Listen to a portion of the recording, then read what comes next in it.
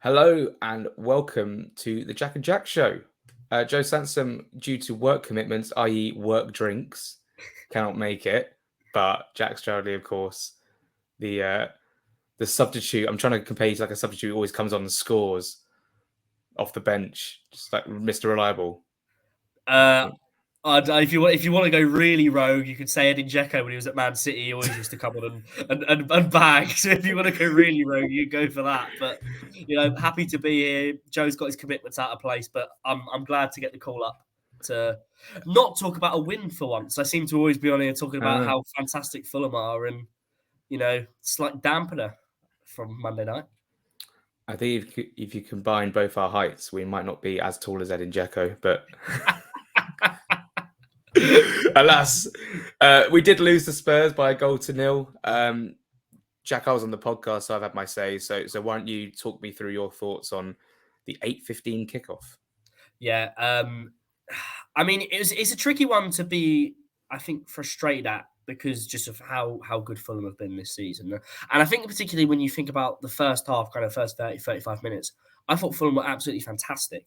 A lot of the ball, pressing Spurs well. We did have chances. Harrison Reed missed a chance. Bobby Dickard over Reed had a shot saved by Lloris as well. So we did have chances. Obviously, we just weren't clinical enough. As the first half progressed, the pace of the game sort of slowed down and Tottenham slowly got back into the game. In the last kind of 10 minutes or so, they were really on top. And I remember thinking, right, let's just get into half time, and we can take it from there. And right on the stroke of half time, just Harry Kane is Harry Kane, and you give him half a chance, and 9 times out of 10 he'll put the ball in the back of the net, which is unfortunate. And then from that point onwards, Tottenham played the way that you'd expect them to play under Antonio Conte. Just sitting back and really making it frustrating for Fulham. That being said, they did have chances themselves in the second half, but Leno made a really good save from memory. But yeah, Tottenham just kind of sat back, slowed the game down. The longer it went on as well, slowed the game down, made it very frustrating for Fulham. Overall, I think a draw probably would have been a fair result, but you can't really be too upset about losing in the manner that we did, especially when you consider that, particularly in the second half, we didn't really create anything at all. I'd argue that was our worst half performance since West Ham in the second half, I think, where we just could not create. And Spurs did a number on us. Solomon obviously had that shot. Apart from that, we lacked a bit of pizzazz. Fulham FC just retweeted a tweet from Fulham FC women saying that we've made a signing in Summer Roberts for the women's team. For just a second, I thought it might have been someone we'll come on to later in Cedric Soares. So the Spurs game is the Spurs game. Again, it's a game we've lost by 1-0 by a 1-goal margin to a team that are probably going to finish in the top 6 this season, i.e. making West Ham the only defeat we've had this season outside of the top 6. It was frustrating in aspects because we could have, and we did get at Spurs, but we just didn't put the ball in the back of the net, i.e. how Spurs have had shaky starts very recently. Arsenal, Aston Villa come to mind, even Bournemouth, but they ended up winning the game anyway. So there was an opportunity there, but Lloris made a couple of decent saves, deny Harrison Reed, and Mitrovic headed wide as well. So it is what it is. One chance for Harry Kane. Should Son have been sent off?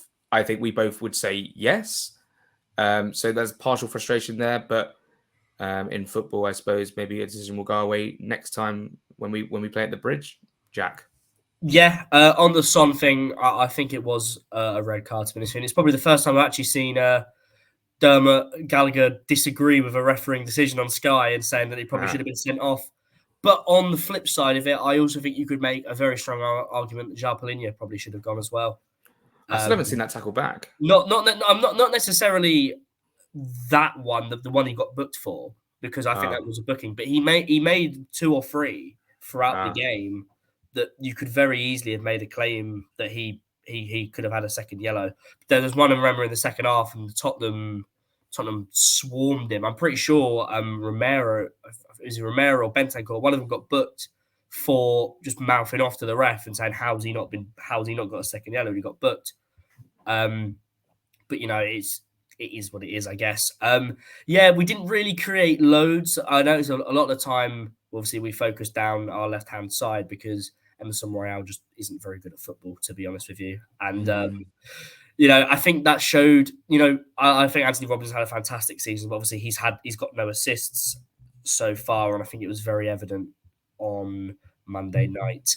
Makes me wonder, maybe if it flipped the other way around and we'd, tried with Kenny Tete, who we know is a bit more reliable at putting the ball into the box. But then on the flip side, Mitrovic is up against 3 defenders and he was quite isolated on Monday night as well. So he didn't really have much to feed off of. So I think overall a pretty frustrating evening, but I think you've got to kind of put into the context where we are this season, how we've done. You can't be too disheartened about it. Yeah, it's only it's the third time this season where we've lost 2 games in a row. So we've lost to Newcastle and Spurs, City and United, and Newcastle and West Ham. And that was still in that period where we didn't quite, the West Ham and Newcastle, we didn't quite know where we were as a team. And obviously the City and United games were marginal and last minute. I just, like I said on the podcast, I can't really sit here and be like, this was wrong and that was wrong and this needs to change and that needs to change. Maybe freshen up the front 3 is the only thing I'd possibly say. And we'll get onto that when we come into the Sunderland chat and obviously Chelsea next week. Just looking at Sunderland's form, they've won in their league. In the league, they obviously won against Shrewsbury in the FA Cup. They've they've lost 1 of their last 6 games in the Championship, and that was to a Swansea team who they were down to 10 men. Sunderland were down to 10 men, and I think they got themselves level in that game. And then Swansea went on to win the game. They beat Middlesbrough in their derby at the weekend as well by 2-0. And they come to town on Saturday in the FA Cup, 4th round. And it's a big game because I feel as though Fulham are in a position where I will say it, we're not going to go down. And the reason I say that is because there's a stat that I saw on Monday Night Football that was this is the highest points tally Fulham have had at this stage of any Premier League season. And obviously, we finished 7th one season. That was very, very good. So I don't think we are going to go down, which is great. Touch wood.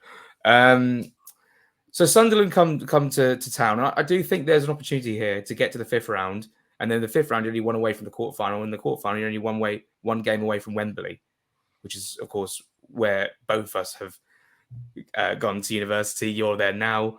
I was there before. And when TC obviously scored at Wembley, I was back there in September going, that's where he scored the goal. That's where I was sitting. It was all very good fun. So what are your thoughts on Sunderland, the Black Cats coming down to the Cottage? I think it's an intriguing one. Obviously, Sunderland in a very good run of form at the moment. They're going to bring a lot down to Craven Cottage. I'm pretty sure they've got the whole pack at the end, haven't they? I'd imagine they would, yeah. 6,000. I'm pretty sure I saw somewhere that they've got the whole pack at the end. So they're going to bring a lot of people down, make a lot of noise. They're going to be up for it. It is a potential banana skin, to be perfectly honest with you. It is, yeah. But it's a game that we should be looking to win, realistically, with all due respect to Sunderland. It's a game, we're 7th in the Premier League. I know how good they are in terms of the Championship this season, but it's a game that we should be expecting to win. And then, as you mentioned there, I don't want to get too ahead of myself. We have to obviously beat Sunderland, but you're then only 2 games away from Wembley, and you look at the caliber of teams that are going to be in that 5th round. Yeah, it's going to be one of City/Arsenal. Mm-hmm. Chelsea are already gone, so yeah, you got one of City/Arsenal. You'd assume United will beat Reading and Spurs will beat Preston. Brighton and Liverpool. One of Brighton or Liverpool, and then every other team is currently below us in the Premier League. Or in the division. There's a lot of ties in this 4th round between 2 teams who aren't even in the Premier League. So there is a real potential here if Fulham get through that. If we get a good draw, the quarterfinals aren't out of the question. And then as soon as when you get to the quarterfinals, it's hang on a minute, we are literally a game away from Wembley here. So don't want to get too ahead of myself, but it's a game that Fulham should expect to win. And I think if we do win, fans can start to get a little bit optimistic. Yeah, there is a trend I see in sort of, even if you're in the Premier League or the Championship, let's just say you're middle of the table and you're not going to go down, you're not going to go up. Or in the Premier League, you're not going to get Europe and you're not going to get relegated. and suddenly all the fans pin their hopes on the cup run because they're still in the cup, and that sort of just means that their priorities just sort of waver a little bit. And I could see that happening with Fulham, but not to the point where like our league form dips and we turn into a quite a mediocre team. I'm saying that there's just genuinely an opportunity for us to actually cause a bit of an upset in the FA Cup. It's not unheard of. Wolverhampton Wanderers did it when they came up in 18-19. They got to the semi-final of the FA Cup. They probably should have got to the final as well. Yeah, they were 2 up against Watford, lost 3-2. I don't even know how they did that. Delafeu with a lovely chip, Deeney with the penalty, and then Delafeu again in extra time. So I think Carolero missed a sitter as well that day. So. Yeah, he tried to ball roll around the keeper. No, it was game over once Jimenez made it 2-0 and put on the Batman mask. Yeah, that was what was the beginning of the downfall for Wolves on that day, on that occasion. But then again, you know, this could happen. Fulham could get to an FA Cup semi-final or final, and in that year, Watford got to the final and lost 6-0, I think, to Man City. So it's not much of a day out when you're going to play Man City. Honestly, I think it's very easy to say now, but I think I'd still take it, to be honest with you. Seeing Fulham in a major cup final would be absolutely outrageous, to be perfectly honest with you. Obviously, I wouldn't take a 6-0 loss, but I think when you take it in the grand scheme of things with the content, you know, you'd still take because you still get the day out of the semi-final as well. You've got to remember, it's not just if you hypothetically got to the final, it's not like you've just got that day out as well. The semi-final, assuming you'd win it, would be a big occasion. Anyway, we're getting very ahead of ourselves now. We're in the fourth round. We've beat Hull. We've played one game. It's possible though, and if we win on Saturday, then yeah, there's a chance. And if the draw is kind to us, then there's a big chance. So I do fancy Arsenal to beat City on Friday night, I think. Yeah. The run of form that City are on right now, you know, they do look shaky, although they beat Spurs. They're just right now, and with Arsenal's form, there is a chance. And I reckon Arsenal will take this extremely seriously as well. Let's move. So let's talk about the team then. Obviously, Manuel Solomon came off the bench and looked really good. I think he was like the bright spark, the positive spark from Monday night. So I would personally love to see him play a full 90, if not, you know, like 60, start from the off. So what would your lineup be for that FA Cup game? I wouldn't make drastic amounts of changes just because, yes, it is Sunderland, unless they are a championship side, but obviously they're in, as I mentioned, they're in a lot of good form. They're going to bring a lot of fans down. Has got the potential to be a game that Fulham slip up on. So I wouldn't make, you know, bags of changes. I think Rodak will play.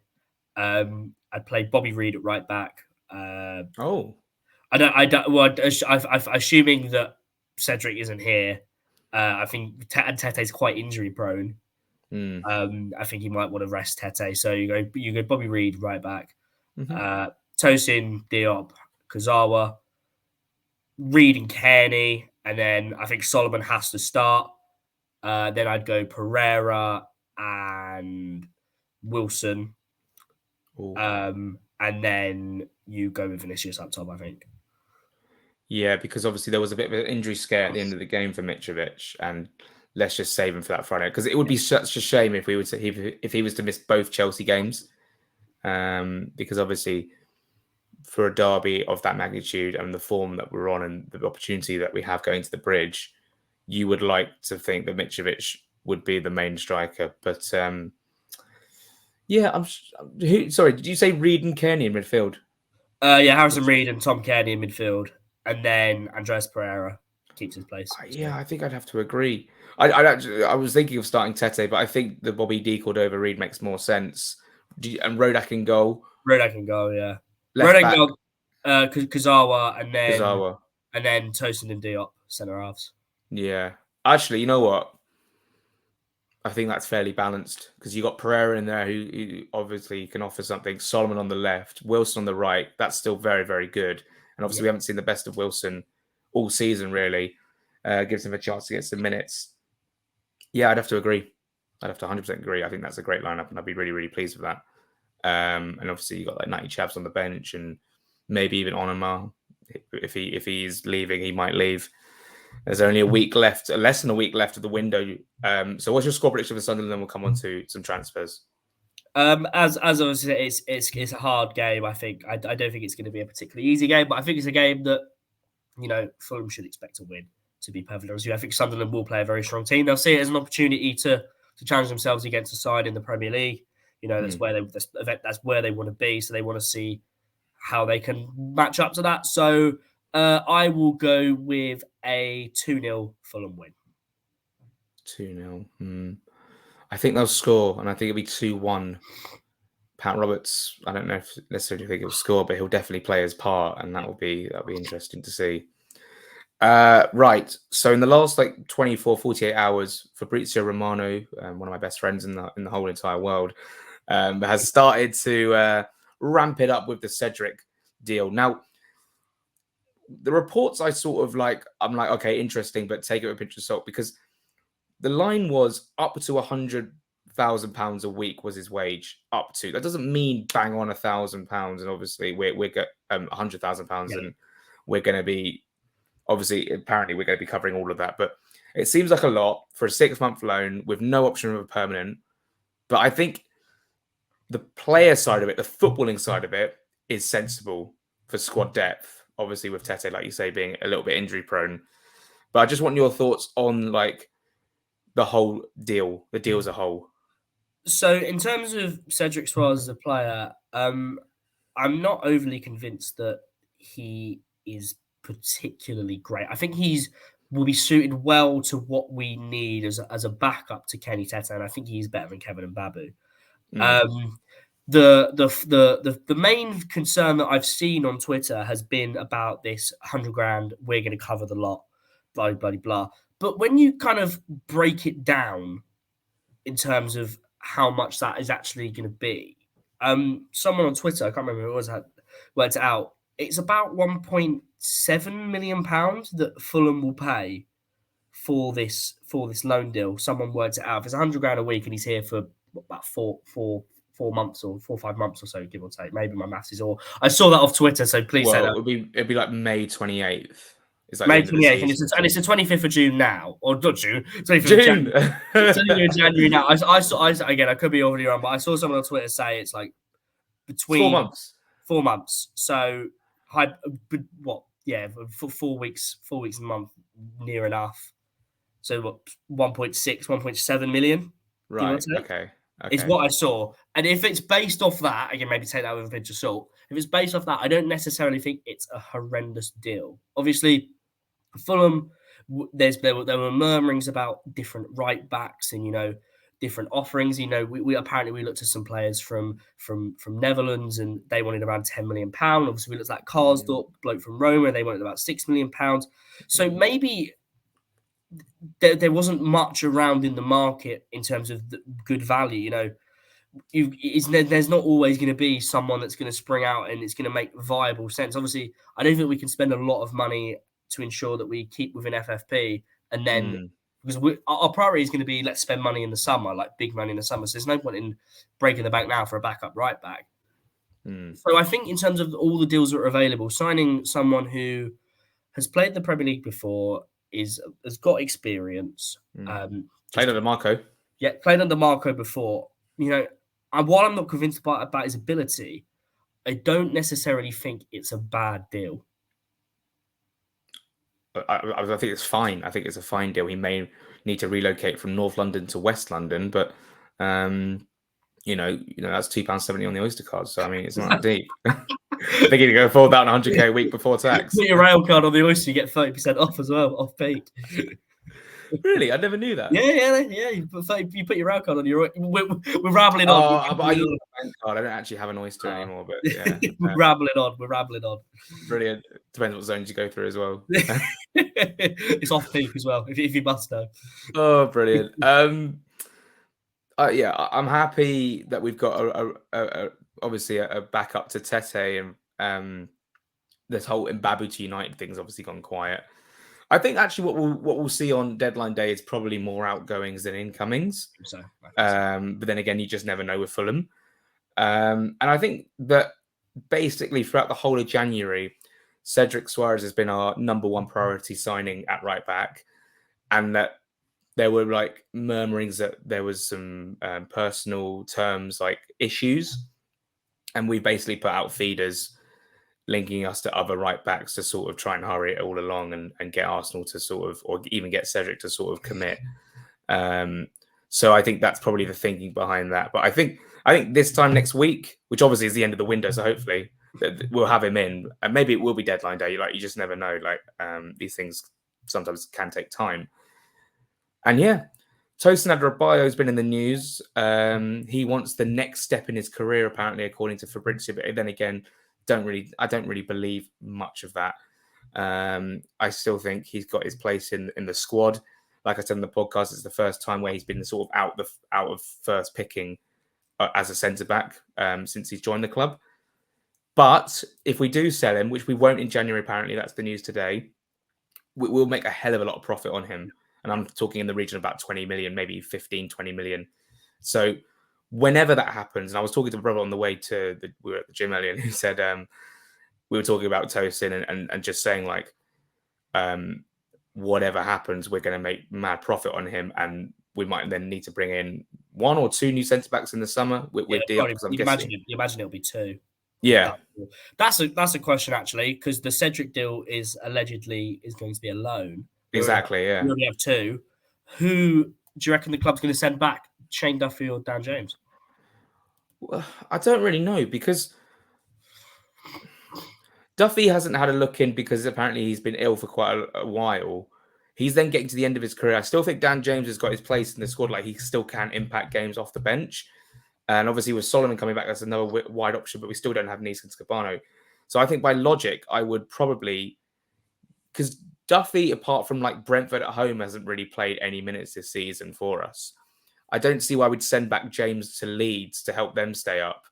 But I think Duffy, if Duffy gets recalled, no like disrespect, but I just sort of be like, well, that doesn't really make a difference to squad harmony or the continuity of our match day squad.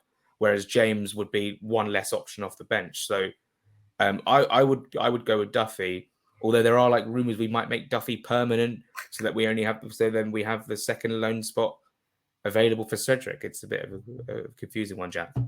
Yeah, I think it's tricky. I think it's tricky because, as you mentioned, Dan James has a part of our matchday squad, and I think you'd make the argument he's more crucial to Fulham's season than Shane Duffy. But if you do send back Shane Duffy, you then run the risk if you've only got 3 centre backs. What happened? And one of them, respectively, Tim Ream, is in his mid-30s now, and what happens if there's a bit of an injury issue, and then we're running very, very thin. So for me, and with Man or Solomon coming back, I wouldn't want to send either of them back. But if we're gonna loan in Cedric, I think I would send back Dan James, but that's not for the want of I don't think he's good enough to impact Fulham, because I think he is. It's more the fact of we've got more depth on the wings than we do in defence. Yeah, that's true. That is true. I think whatever happens, I think long term, this won't be an issue in the summer. I think, like you said, the centre back situation will be sorted. Cabano hopefully will be back from injury. I still think it's a conversation to have down the line, but where we would dip into the market in the summer would be very, very interesting, depending obviously where we finish and where we're at as a squad. Of course, Solomon's not even a permanent; he's a loan. Right. So that's the one to visit again in the summer. Any more transfery stuff that we've seen or heard over the last few days, and we can just sort of touch on? I can't seem to. No, nothing. No. Nothing that I can think of. Right. So let's just leave it there then. We've done Sunderland, we've done Spurs. Oh, bit of housekeeping. The Arsenal game is on a Sunday at 2:00. It's like the 17th, I think. Maybe it's the 12th. It might be the 12th, actually. It's the 12th. It's the 12th, yeah. But Brentford, Monday Night Football, again, a whole hour of Jamie Carragher and Gary Neville completely ignoring Fulham. It's just boring. Brentford away on a Monday night is just so boring, isn't it? I disagree. I think it's class. No. I think it's an inconvenience for fans. But in terms of the fixture, that needed to be on telly. That has to be on telly. Yeah, I get that, but it's just like I'm so sick of 8 p.m. kickoffs when it's midweek and you've got fucking work lectures, or whatever the next day. Yeah. Like it's so just tedious. But it'll be when I'm there, and I'll be up for it, obviously. Hey but, Jude comes on. Yeah, but it's just I can't be. But like if we lose and then they start playing Free From Desire, claiming that they sang it first, Yeah. and I don't get back till like 11:30 at night, and then I've got fucking a lecture or at work the next day. It's so tedious. We've got, what is it, 8 p.m. against Chelsea, 8 p.m. against Wolves, now an 8 p.m. against Brentford. We just had. We obviously just had the 8 p.m. against Spurs, or 8:15. Yeah, I can understand it, but I think the fact we're getting picked for Sky games just means that we're an exciting team to watch. And I think, the Arsenal game, especially, albeit it's a Sunday, is going to be a great occasion. Arsenal going for the title, Fulham quite hard to beat at home. We've only lost 3 home games all season. It's good, but it's bad. Yeah. And look, if we're in Europe next season, touch wood again, we'll be Thursday, Sunday, like every 2 weeks. So I can live with that. Used to that. I can live with that. If I'm going to the Faroe Islands, I can live with a Sunday. Live with it. We could get into Europe by like finishing 10th in the Premier League, but winning the FA Cup. Yeah, exactly. If we win the Emirates, we're on the Emirates. Brilliant. Jack Stroud, it's been an absolute pleasure. Thanks so much for filling in today. Cheers, mate. Thanks for having me. And that's it. Yeah. Oh, actually, 50 away. We are 50 away. Can we get there by deadline day? In fact, on that stream, every like 5 minutes, I'm going to be pushing. Yeah, just subscribe to the channel. We can actually, if we hit 5K on the live stream, that would be a dream come true. Jack Stroudley, thanks so much, mate. No worries. Cheers for having me. All right, take care, everyone. The next game is Sunderland. We'll be back next week to preview the big SW6 derby yet again. Let's hope none of the royal family pass away. That was unnecessary. Come on, Fulham. I've lost my bearings now. Sorry. Let's go.